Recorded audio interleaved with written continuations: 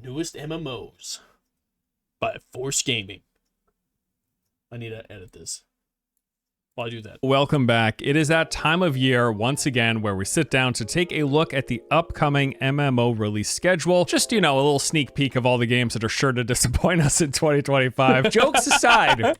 Whatever hint of truth there might be there. Jokes aside, the focus here is going to be on the MMOs that are already currently confirmed to release in some capacity within this calendar year. Now, I will touch on some of the other titles that are less certain but could possibly release, and we're also going to go over the various planned alpha, beta, and other play tests that are coming in this year as well, which, while not full release, again, could be an opportunity to play an MMO that you haven't played before. Okay, so let's go ahead and start out with the games that as of today have confirmed release windows for 2025. First up on the list is Chrono Odyssey. The most recent information that we've got is that they are planning to run a closed beta test Q1, so sometime within these next few months, followed by the full release scheduled for Q4 2025. Now, this info comes via the IR reporting from publisher Kakao Games that was released last November, so it's relatively recent up-to-date details, as up-to-date as it gets pretty much. Now, some noteworthy details about Chrono Odyssey. Beyond having all the expected traditional open world MMO stuff, the game uses real-time action combat. It's going to have the basic... I love games like that, and I thought New World kind of fucked up with it.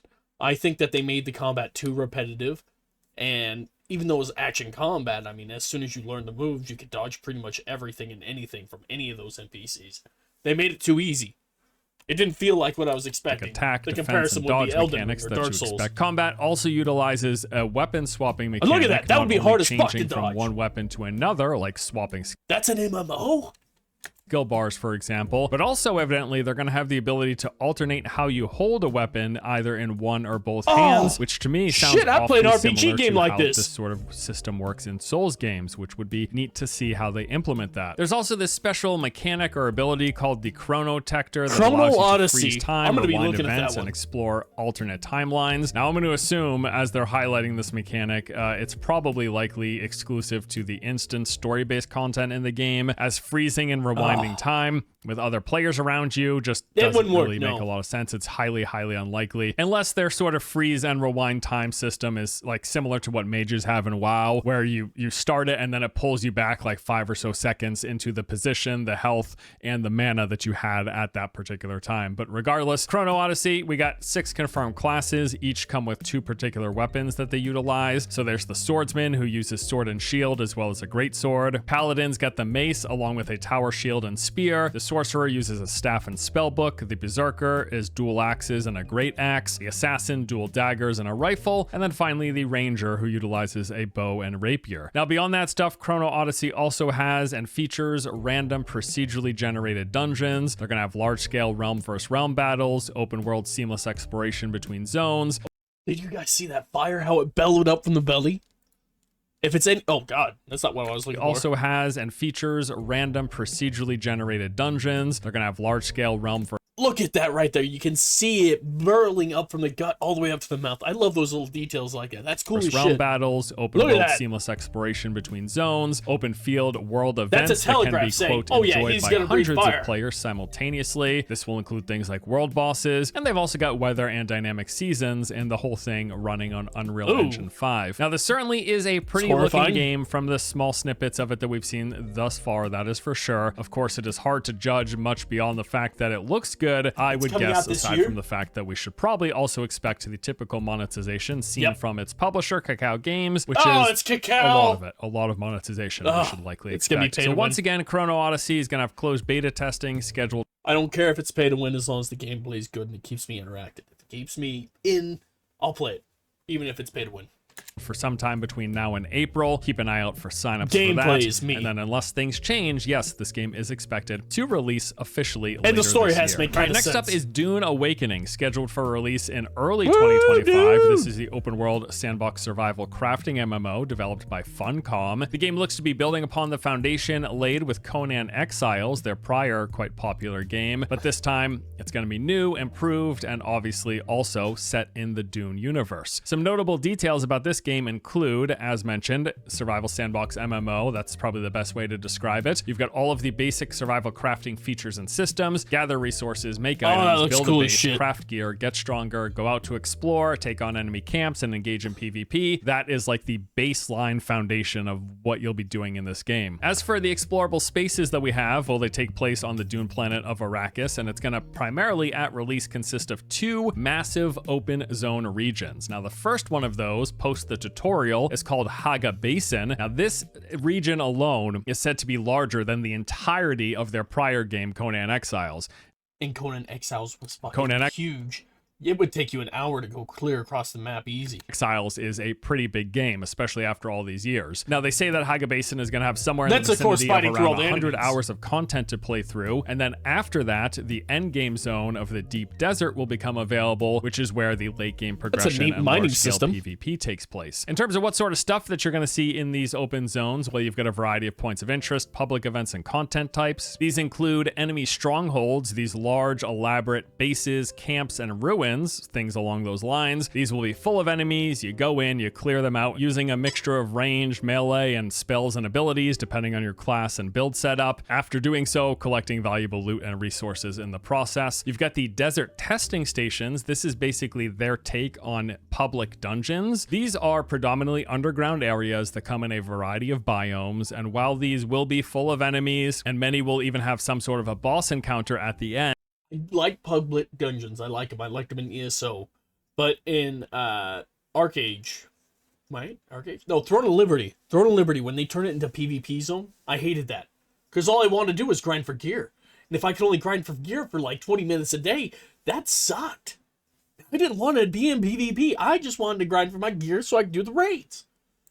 And they have said that the testing stations are more modeled after things like the shelters in Fallout or the dungeons in Skyrim, rather than what you would expect from a traditional MMO dungeon. What that means is you're going to be moving through halls, corridors, and rooms. There's going to be a lot of narrative woven into each of the locations. Well, you fly around a drone, that's cool. And audio logs that give you information about the history of that area. And while bosses can be in these things, it's not going to be like MMO dungeon bosses. It's just going to be like tougher versions of like the basic enemies that you fight. There's also things like public events in the overworld. You got crash ship events where you're going to literally see these ships falling from the sky, crashing into the ground. If you head to their location, you can scavenge them for resources. However, other players can show up, as some of these will be PvP flagged, meaning you'll have to compete for said resources. Which is fine. Police forces that scan the area at night, these security ships that scan the surface of the planet looking for players, and if you happen to be caught in their spotlights, they're going to call in troops to your location, which you'll have to deal with. And then, of course, it wouldn't be Dune without the sandworm that is present. If you spend too much time walking on the sands, making noise, that will draw the worms, and if they catch you, you're pretty much dead. The whole reason you're going to want to take this risk, though, is that there's a lot of valuable resources that can be located on said sand dunes. Risk it for the biscuit, boys. You just want to do so strategically. The game's also got player hubs with 2 major towns full of vendors, quest NPCs, other players, and a marketplace for buying and selling items. As for endgame, that is entirely taking place in the Deep Desert region. This is a massive, expansive area made up mostly of sand, but with rock islands dotted all throughout, which provide some reprieve from the sandworms. Guilds of players will be headed into this area in search of spice, which is a main resource and currency for not only endgame crafting, but also character progression. And it is in this region where the whole large-scale PvP conflicts happen, what they refer to as combined arms, which how they've described it basically sounds like a mixture of battlefield and or planetside. You got loads of players using ranged and melee weapons, ground and air vehicles, various forms of artillery. Just the whole thing is going to be large-scale, all-out combat and utter chaos. Now that is the basic, like, high-level rundown of content and features in Dune Awakening. So just the other week, it was confirmed once again via Twitter that the studio is on track to hit their announced release window of early 2025. February seems very unlikely given it's almost there and they haven't said it's coming out that month. So it's probably more probable that we expect a release sometime in March March or April, potentially. Either way, I am quite keen to check this out myself as a fan of both MMOs and survival games.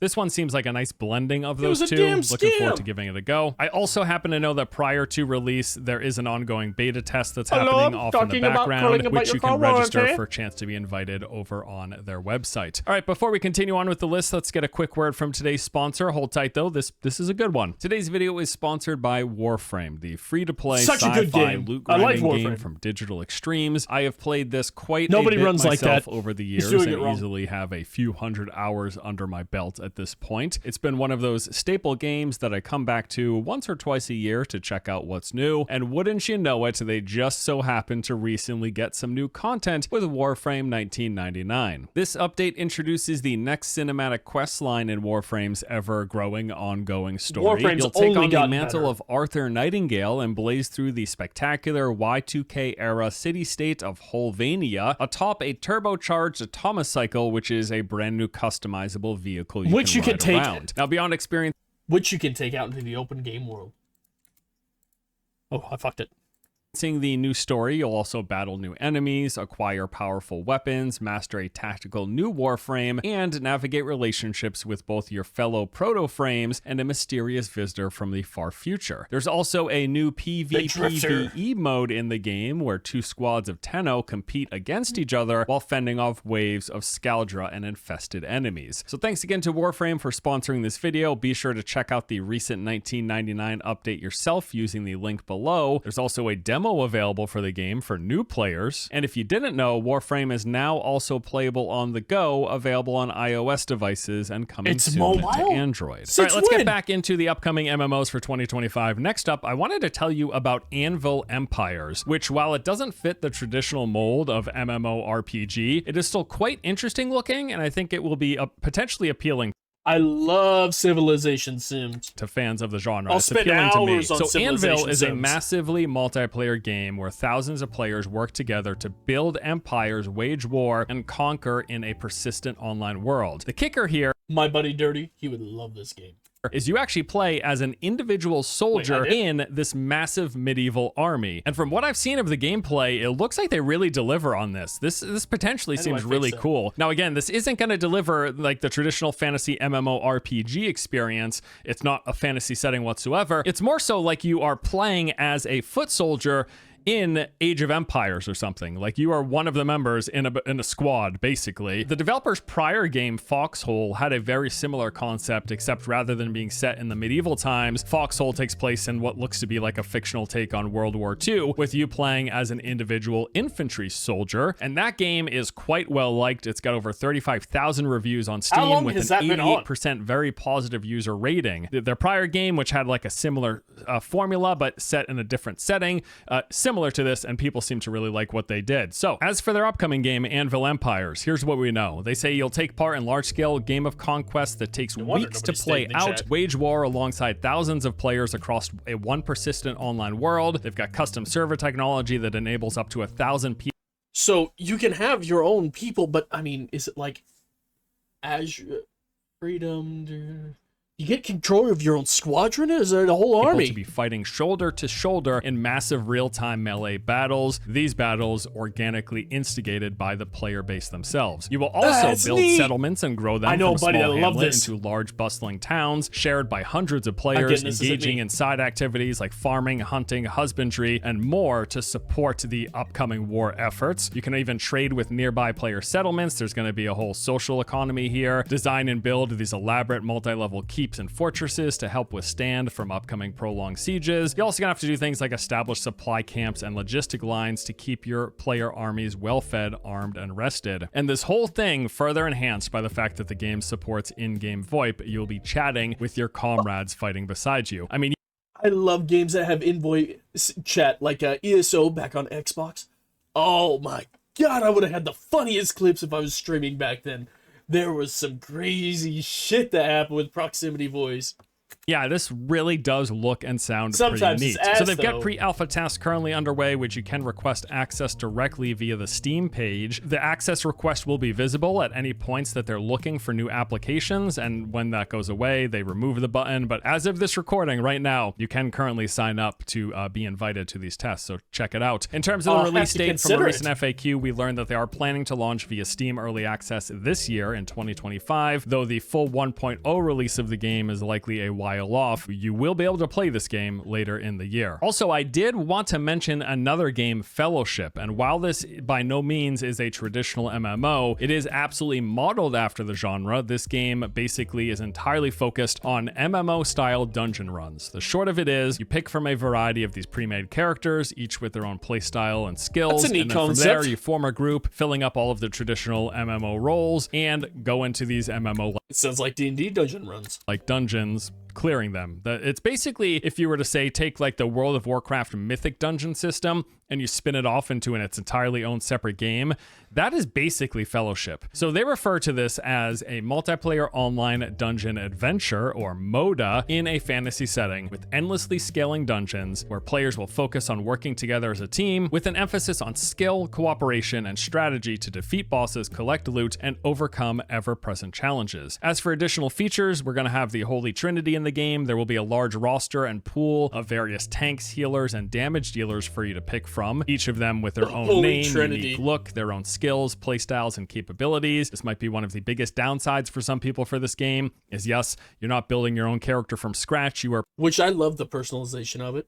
But I also love running dungeons. I like finding out mechanics. Even though that it's not necessarily my character I'm using. I mean, it's my skill that I'm using. picking from pre-established character classes, basically, sort of like a MOBA. Dungeon teams will consist of 4 players, presumably 1 tank, 1 healer, and 2 damage dealers. Maybe there are some support classes that you can mix things up with a bit beyond that. They also say that every run is going to feel like a new challenge, with dungeons getting more difficult as players progress and level. It seems like this scaling will be continuous, where they say players will never outlevel the game thanks to seasonal updates, dungeon modifiers, new features and rewards that get added, all of which will add many layers of replayability. Of course, as you expect, every boss fight's going to have its own unique, varied mechanics for you to learn. They also say that enemy skills grow as difficulty increases, so it seems like the difficulty ramping up is more than just more health and more damage, based on what they're saying. I got friends that will absolutely love to play this game, and I will probably stream it. This game looks like it'll be a fun, interesting challenge. I love skill-based games, because now you're on the same playing field as everybody else. The only difference is how you use the character. That's why I love Dark Souls. It was very skill-based. Here. And the game's going to include competitive leaderboards, presuming here that they're going to be some sort of scoring. Because no matter or how good your time-based gear ranking was, if system you for were this. shit And at yeah, the pretty game, straightforward. you're just getting Again, something that I arrested. think could appeal to the MMO crowd. It does appeal to me. Fellowship is currently slated to release in 2025 as of their latest announcement. I know that they've been running some limited time tests here and there as well. There's likely going to be more of these in the future, so keep an eye out for that. All right, so that covers all of the new MMOs or MMO adjacent games that are launching officially in 2025. But there's also going to be quite a few playable MMOs, with many of them getting some form of testing, either whether it's periodic testing or ongoing persistent tests that you can take part in. For starters, as you probably already know, Ashes of Creation I am so pumped for this game. I want to play it so bad, but I'm also so skeptical of it.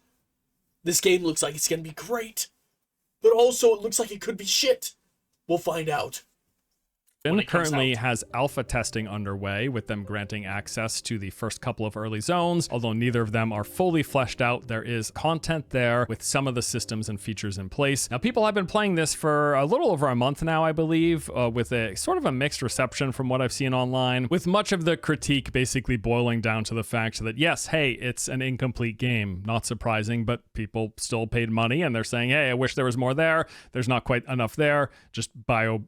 And honestly, before those people bought the games, the devs did say, hey, you don't necessarily need to buy the early release. It's like 200 some bucks or 150 bucks or something stupid like that to get into the early testing stages. Honestly, I thought about it, but I didn't want to waste my money on it. Because I want to play the game when it's complete. If I played it when it was half made, I'm going to get burnt out on it. My ADD's going to go off and I'm going to go on to a different game.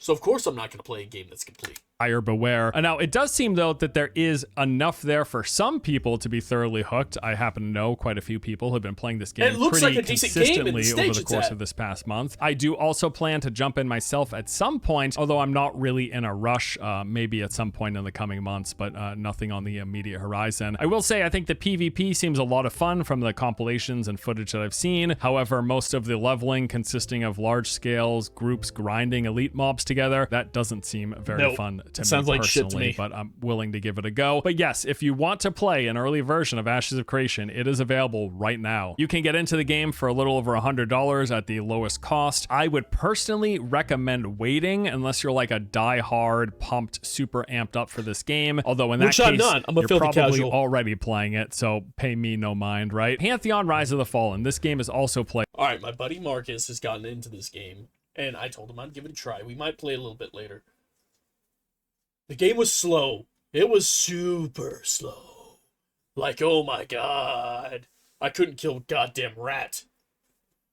Playable, actually technically launching into Steam Early Access last month. Now, despite what first impressions you might have looking at the gameplay, I gotta say, this game has surprisingly gotten a really good reception, at least on Steam. It's got very positive ratings, and since it released, it's actually seen growth in its daily concurrent player count, presumably. It's one of those games, if you don't need constant action, like in Final Fantasy, it's like the exact opposite of that. It's not you're spamming a bunch of skills. It's like you're plucking health points away from an enemy.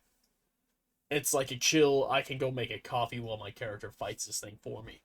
Presumably because of those positive word of mouth that's been going around, although that number is still admittedly quite low in comparison to what you would expect for an MMO. There certainly looks to be something interesting here that is getting new players to jump in. My gut reaction looking at the gameplay is, yeah, I mean, the combat looks quite boring. The game as a whole looks quite dated, but as with Ashes, I am totally willing to give it a look and hoping for the best, right? So gonna add this one to my list as well. Soulframe, the latest title from Warframe developer Digital Extremes. They are currently running regular alpha tests referred to as preludes. This consists of a relatively small region of explorable space in which they've got some of their planned foundation laid for the game. There's open world exploration, you got...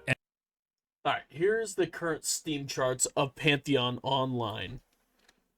They got 24-hour, 5,000 players, 4,000 right now. That is not bad for a little MMO like this. Not bad at all, especially for how slow the gameplay is. I mean, it's definitely worth a look at. It's here in the past month. Yeah, no, they've been doing good. They've kept a fucking solid 5,000 to 6,000 player base. This game's more than worth a chance. Even though it doesn't quite suit me, I'm still willing to go back and give it a try. I only played it for like 10 seconds anyway.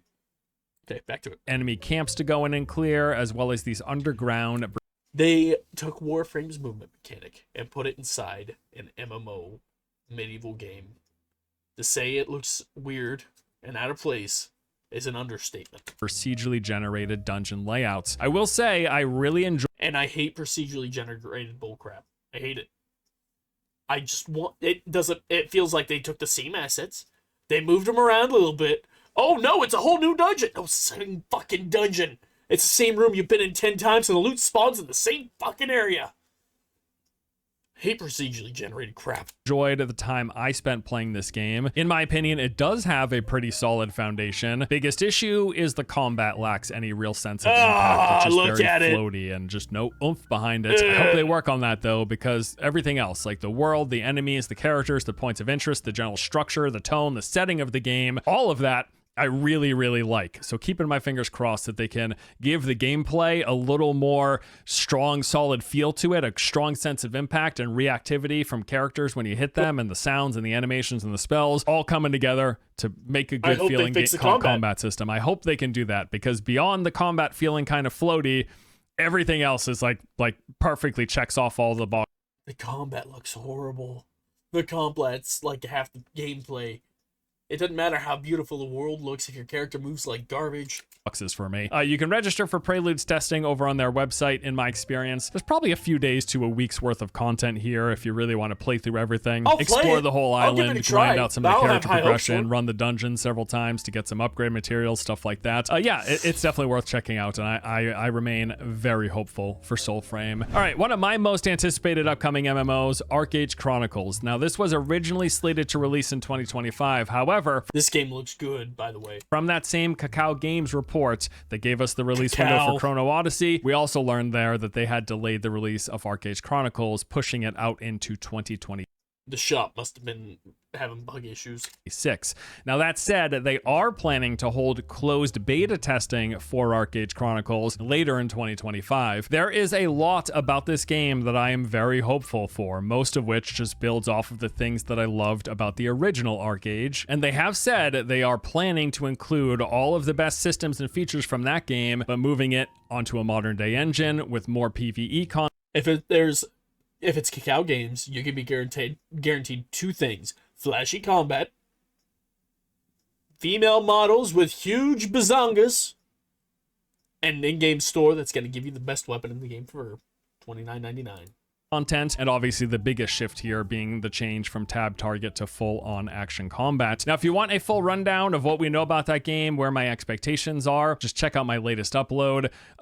This game is like at the top of my please don't screw this up badly with microtransactions list. Although, I mean, totally ready and expecting to be let down. But if they don't let me down, could be huge. Original ArcAge There's had a lot no going for shot. it. Similar to Pantheon, Monsters and Memories is another upcoming MMO that looks to provide a modern-day version of the old-school classics of the genre.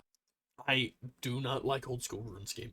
Never did. And I mean, just Even looking when I at was a this, kid. it is very much in line with what I remember from EverQuest or Ashron's Call. Like, to my eye, matches it to a T. The game is set for an early access launch in 2026. However, in the meantime, they do have beta testing planned for Monsters and Memories, tentatively scheduled for sometime in July or August. Okay, so beyond those, we of course expect some major patches and content updates for all of the existing big MMOs out there, right? World of Warcraft isn't expected to get a full expansion this year. However, we will be seeing some content patches for the War Within, and probably safe to say something for Classic WoW and or Season of Discovery, be that fresh servers or some new content at some played a point. little bit Final of WoW. Fantasy 14 similarly will be getting content updates for its most recent Dawn Trail expansion. Wait. The Elder Scrolls Online Okay, I will was gonna have say, it its looks like typical Elder Scrolls. yearly content cycle rolling through, and Guild Wars 2 not too long ago also adopted a similar model of having smaller but more frequent updates, which we expect to continue in 2025 as well. And of course the list goes on, but any of the currently popular MMOs, they're going to keep getting updates throughout the course of the year, as they have for the past 5, 10, 15, 20 years in some cases. Now, there are some additional MMOs that do actually have confirmed releases for 2025. However, to be perfectly honest, each of these games either just looks downright terrible to me, or in some cases, some of them might just be outright shovelware. Ashfall. I played this in an earlier test, I think it was last year early on, and it was just really bad. Ooh. Probably one of the most mobile game feeling PC ports I have ever seen. It was just incredibly basic, not terribly good, not terribly polished. This game looks like Once Human. Anybody that tells me that Once Human is not a mobile game is a fucking liar, because it looks like a mobile game and I hated it. As soon as I got in and I seen all the houses out there in the beginning starting area, I was like, no, this is a mobile game. Not very fun, in my opinion anyways. I will probably play it again just out of morbid curiosity when it releases, but please don't expect much from Ashfall, because from what I've seen, there's not much there. Quinfall is in a similar category for me. This just looks pretty Quinfall, I thought about getting that game just for the memes. I seen the Steam reviews. It is overwhelmingly negative. They are not getting a good rep right now. bad, to be honest with you, but would be happy to be surprised. Then we got some other games that I just don't know much about and couldn't find a lot of details on, including Eternal Tombs, Havenhold, and then there's this game Earth from Another Sun, which I wanted to put on here because it was on lists that I looked at, but from what I've seen in early research, looks like a blockchain NFT game, so probably best to write that one off, right? Yeah. Oh, also, just wanted to briefly mention some of the in-development MMOs that we know of, but they're likely coming in 2026 or later. later. And with these ones, I'm talking about Perfect New World, Bellatores, Project Q from Lionheart Studios, which still doesn't have an official name, as well as Project LLL, Oh shit, that which looks also good. isn't an official release name. Although at least for Project LLL, out of all those other games, we have seen a fair bit of gameplay for this one. It's like this open world looter shooter. I hate cinematics. I get why they're there. They're there to increase intrigue, but I want to see gameplay. I want to see those motherfuckers showing me the mechanics. I want to see the bullets. I want to see the swords. I want to see the arrows. I want to see how they move, how the mechanics work inside that little trailer. I don't give a fuck about cinematics. Which seems kind of cool, but in terms of concrete launch info, there's absolutely nothing. Like, we've got no expectations. So it's more likely than not that these games will not come out in 2025, but it is possible. Like, potentially in the coming months, we could get one or two of these that get release dates announcements for later in the year or middle way through the year. We'll just have to wait and see. But as of right now, don't expect any of those prior 4 games this year. And then there is the handful of anticipated MMOs that are just absolutely no way in hell coming out in 2025, and probably not 2026 either. Way off in the distance. I'm talking about ZeniMax Online Studios, the creators of ESO. We know that they have had a brand new MMO in development for something like 7 years now. Now, I do actually think there's a fair chance we could get a reveal of this one, if it's just a teaser at some point this year, which would be really, really nice. Sony has that Horizon MMO, if it wasn't recently canceled, as they have been new. I do not have I don't have high hopes for the Horizon MMO. Because Horizon seems like a single-player game to me. It always has been. I don't see it being a good MMO. These in-development live service games left and right here lately. Then, of course, there's Riot's League of Legends themed MMO, although that is at least 5 years away. And I hope it happens. They have so much lore behind that. God, I wish that game comes out closer to 10. I mean, who knows? And then there's that Ghost MMO, but again, that is similarly quite a ways off. Okay, so there you have it. A look at all of the upcoming new MMOs planned and scheduled for 2025. As a recap, confirmed coming this year, barring any delays, will be Chrono Odyssey, Dune Awakening, Anvil Empires, and Fellowship. We should and I hope Chrono Odyssey comes out this year. That game looks great, and I'm excited. I want to sure play it so much. Like launch versions of those games this year. And then there's going to be early playtest, which you can jump in and check out these games for Ashes of Creation. That is ongoing. Soulframe is also ongoing, although quite limited. There's ArcAge Chronicles that's supposed to be getting tests later in the year. Looks and good. Monsters and Memories. Got all of the expected content updates that will be coming for the big existing MMOs. And then we've got a few less than stellar looking titles coming this year, which, you know, as I ran through, I might check these out for curiosity's sake, but that's about it. And then once more, as has been the case in prior years, there's a good possibility that we'll have other MMOs launching beyond the ones that I've covered on the list, either because they're ones that we know of that get released sooner than expected, or some surprise games just come out of nowhere and launch all of a sudden, which we had some cases in 2024 and prior years. We could have something similar examples this year as well. Anyway, that does it for today's video. Thank you all for watching. Hope you enjoyed. Let me know what you're looking forward to in the MMO sphere in 2025. Certainly some games to play. There'll be some bad ones. There'll be some disappointments for sure, but got some new MMOs to play this year. All right, can't wait. Looking forward to it. Thanks again, guys. See you next time. This guy, I've seen his content a few times. Oh, look, Aspen Gold. Thank you for watching. Please go to these guys' channel and give them a like and a subscription. I'll set the link down below. You guys have a nice day. Later.